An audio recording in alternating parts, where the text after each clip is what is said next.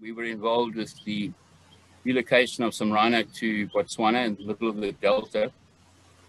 And they were coming off a farm in the Freestate near Freestate that was devastated by poaching, and that was the reason why they asked us to please move these rhino. They were definitely under a lot of threat.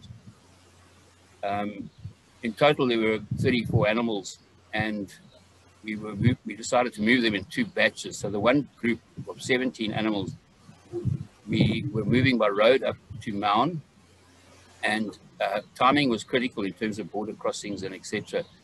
And in quite an incredible operation, we managed to dart and load 17 rhino in a matter of 2 hours. I don't think it's going to be done very easily, considering these rhino were relatively free roaming. They weren't in a camp or anything like that.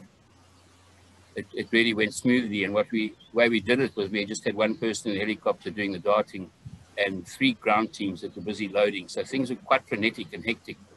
And we had just loaded one rhino. I ran to the next rhino to go and load it, and turned around, and I noticed a rhino with a big, large number painted on its side, just wandering aimlessly around behind us. And obviously a rhino very heavily tranquilized that we had just loaded. And all that had happened was somebody had forgotten to put the locking pin in the crate, with the result that the rhino had gone into the crate, pushed against the front door, and simply walked out again. So there was a bit of drama trying to catch it, because it's now full of antidotes, and it took 4 times the normal dose to get it into a manageable state, and we were able to load it again. You can imagine all these rhino on board, and having to care for them, and keep on checking them all the way to Maun, which is a long way. When we got to Maun, we had to cross-load them onto 4x4 trucks in order to get them into the Delta, because there's a lot of water hazards and crossings and things. This took a little bit of time.